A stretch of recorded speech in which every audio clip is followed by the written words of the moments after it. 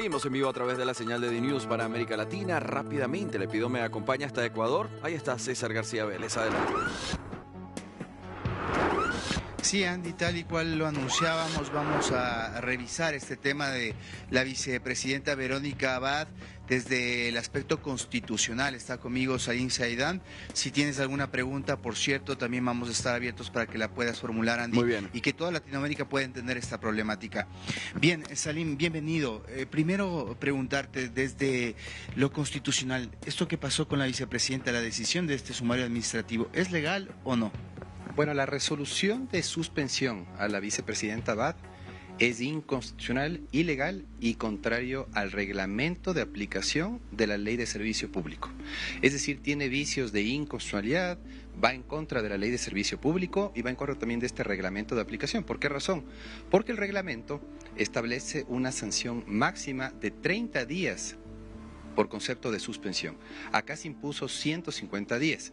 ¿Por qué es contraria a la ley de servicio público? Porque en la ley de servicio público se habla de sumarios administrativos que proceden solamente para funcionarios públicos de carrera. ¿Y por qué es inconstitucional? Porque la única manera de censurar y destituir a la vicepresidenta de la República, según la Constitución, es a través de un juicio político promovido por la Asamblea Nacional. Andy, te escucha, Salim. Gracias, Salim Saidán, constitucionalista. Nosotros tenemos muchas dudas con respecto a primero lo que establece. ¿Cuáles serían los aspectos que se necesitarían para poder llegar a ese juicio? Es decir, estaríamos hablando de un proceso que pudiera extenderse hasta el próximo año posterior a las elecciones. Claro, en el caso de la suspensión, Andy. Sí, correcto. En el Claro, caso lo que del pasa es que, juicio, porque, la- perdón, Salim, decías que para poder hacer esta suspensión, como lo establece la Constitución, se necesita llevar a cabo un juicio. Es decir, ahí es donde se determinaría que Verónica Abad tiene que ser suspendida. Te pregunto, si esto se llevase a cabo, ¿sería un proceso largo, inclusive pasaría a las elecciones? Porque recordemos que estos movimientos se están haciendo por las elecciones del próximo 25, Daniel Noboa queriendo estar en el poder. Sí, esto es sumamente claro. El presidente de la República lo que ha pretendido es impedir la subrogación presidencial establecida en la Constitución. ¿Sí? Y para hacerlo estuvo explorando con su equipo asesor varios mecanismos. Existía la posibilidad de que la Contraloría, por ejemplo, realice algún examen especial por alguna mala gestión de la vicepresidenta de la República durante su desempeño como embajadora del Ecuador en Israel. Tengo entendido que no se encontró nada, por eso no se abrió ese camino. En el Tribunal Contencioso Electoral también presentó varias denuncias para ver si es que se lograba suspender los derechos políticos de Verónica Abad e impedir que asuma el cargo de presidenta durante la campaña electoral. Y por último, claro, la negociación de votos para llegar a censurar y destituir luego de un juicio político a Verónica Abad también le resultó seguramente complicado y por eso descartaron esas 3 vías de destitución. Se fueron por la vía más fácil, por una vía que irregular. Porque, Ahora, imagínate lo impresentable que es que una autoridad pública que ha sido designada, en este caso la ministra del Trabajo, suspenda a una autoridad electa con el voto popular. claro, ahora la pregunta es más puntual. ¿Hay alguna manera de revertir esta suspensión? ¿Puede ahora Verónica Abad? Porque lo que escuchábamos hace unos minutos es que dijo, voy con la comunidad internacional. Desde la interna ecuatoriana no hay nada por hacer. Bueno, primero hay que agotar recursos internos. Tú sabes que para ir a la Comisión Interamericana de Derechos Humanos en el marco de la OEA o para presentar una denuncia en el Comité de Derechos Humanos de Naciones Unidas, primero tienes que agotar recursos internos. Y aquí Verónica Abad, con su equipo de abogados, tiene 3 vías disponibles. Presentar un recurso administrativo ante la propia ministra de Trabajo, porque quien resolvió la suspensión fue la directora de Talento Humano del Ministerio del Trabajo. Una vía.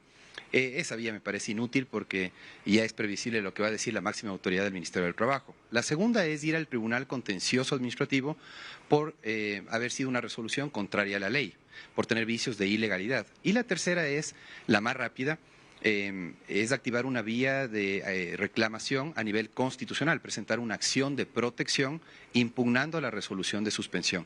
Yo creo que esta es la vía por la que va a optar la vicepresidenta, porque si es que va al contencioso administrativo va a tener que esperar 4 o 5 años. Claro. Si se inclina por la vía constitucional, más o menos tomará unas semanas, 2, 3 semanas, la resolución en primera instancia y puede tomar máximo un par de meses. ¿Una resolución en la Asamblea? ¿Esto es retórico nada más?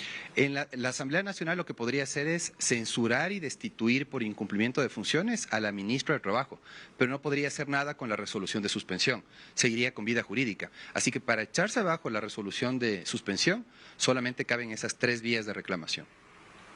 Bien. También le quiero preguntar a Andy, Sí, a sí. Salim, con respecto a la designación de una vicepresidenta encargada.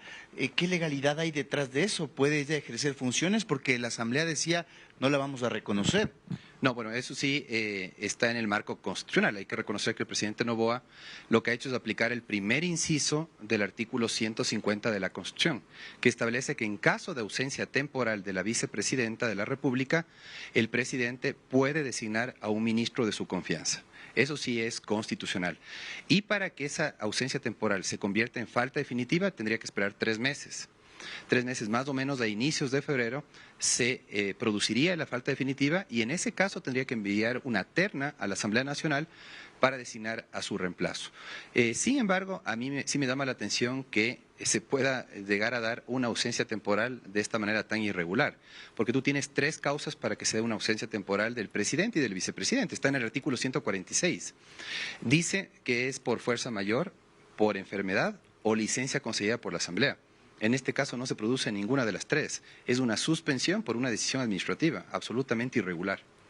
¿Cómo queda la democracia después de esto? ¿Tú piensas que se ve debilitada y además hacia el futuro un presidente que quiere la reelección, qué precedentes deja?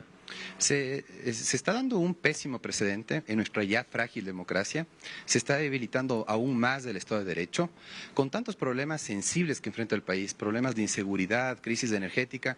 Imagínate a un presidente y su equipo asesor enfocados en eliminar a 2 adversarios políticos. En esta coyuntura de los últimos días hemos visto cómo se han eliminado a 2 adversarios políticos. De Topic, ¿no? De Topic. Dan Topic, eliminado de la papeleta electoral, Verónica Abad, impedida de suceder en el cargo, sí, de reemplazar al presidente mientras realiza la campaña electoral. Entonces tienes 2 adversarios políticos del presidente de la República fuera del escenario político, pero ¿de qué manera, no? Utilizando instituciones públicas de esta manera tan vergonzosa como es el Tribunal Contencioso Electoral y el Ministerio del Trabajo. No es posible que en el Ecuador se normalice el uso de instituciones públicas para dirimir pugnas políticas.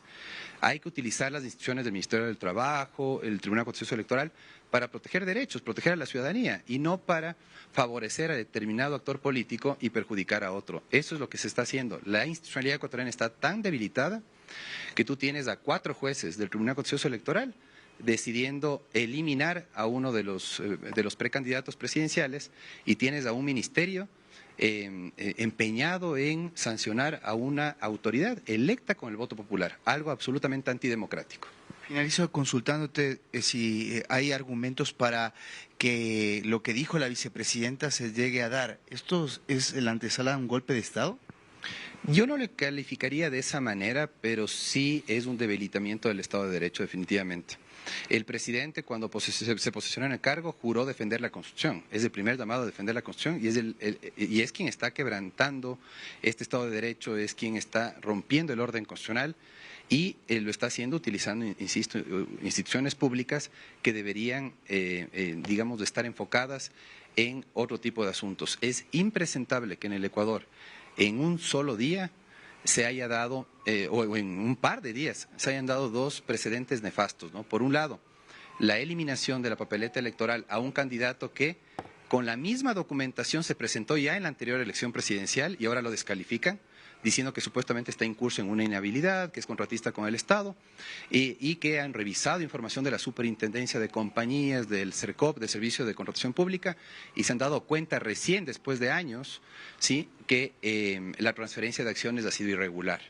Y por otro lado, que puede haber un conflicto de intereses si es que él ejerce la más alta magistratura. Y en el caso de Verónica Abad, una persecución sistemática que ha tenido que soportar la vicepresidenta de la República, más allá de que sea o no de nuestra simpatía, creo que merece respeto porque es una dignataria de elección popular que solamente podría ser censurada y destituida por la Contraloría, por el Tribunal Contencioso Electoral o por la Asamblea Nacional. Nunca por una ministra designada, subordinada por el presidente de la República, ¿no? Gracias, ahí tienes el análisis desde lo constitucional, Andy. Gracias, compañero. Tengan ambos una muy buena tarde. Estaremos atentos a lo que suceda con esta noticia en Ecuador.